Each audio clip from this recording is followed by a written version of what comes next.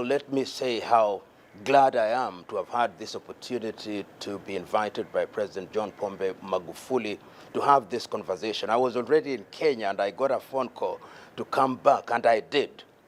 And he is the first president in this continent who has taken the step to invite me at a very short notice to have a long conversation on Africa. I may have met other presidents, but this is unique. Unique in the sense that I've had the opportunity to have a conversation of nearly 1 hour with President John Pombe Magufuli, and what amazes me is the president's ability to explain in detail many of the things that have happened in the last 4 years in this fifth administration of the government of the United Republic of Tanzania. We have talked about what has happened in the area of infrastructure, what has happened in the education sector, what has happened in the health sector, what has happened in terms of international relations. And what has come out very clearly and what has impressed me is that the president has the pulse of the nation.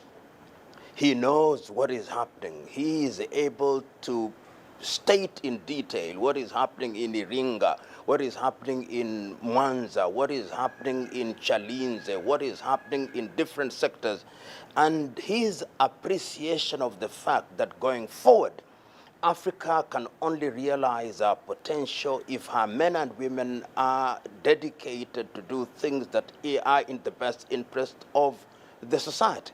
Some of the statistics that I've got from him, that when he assumed office, there were 20,000 ghost workers, 14,000 workers who did not have qualification. Once you have removed all these individuals from the payroll, that releases money for utilization in sectors that will benefit the society. I've also learned that in Tanzania, public workers now receive their salaries on the 23rd day of every month. And that is amazing.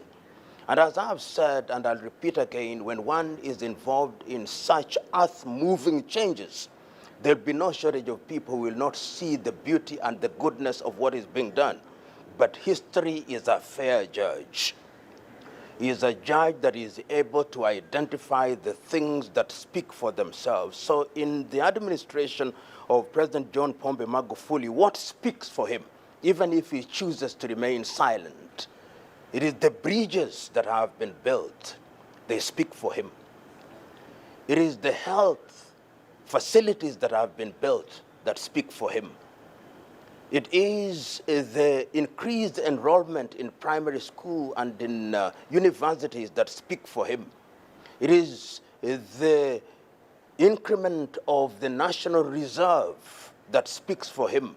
It is the efficiency with which funds are being utilized that speak for him.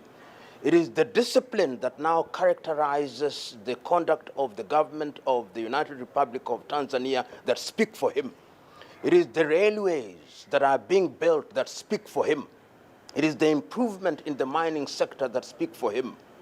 These things, when they speak more eloquently than words. And I am certain that that is the direction in which we should move. And there is something to be said about that administration. Focus, dedication, vision. And that is what Africa needs. That, to me, is the trick that will move Africa from the muck and mire of lamentation to the hard ground of implementation and in the improvement of the quality of people's lives. Because after all is said and done, what is the purpose of government? Purpose of government is to create an environment where people can realize their potential and to provide for them in the critical areas of health, education, and of course, to ensure that there is food and opportunities for young men and women. And I believe that President John Pombe Magufuli is thinking in that direction when he talks about the fourth industrial revolution, when he talks about robotics and internets and the use of technology and transfer of technology for the betterment of the people of Tanzania. I've had a beautiful conversation. I've had an enlightening conversation.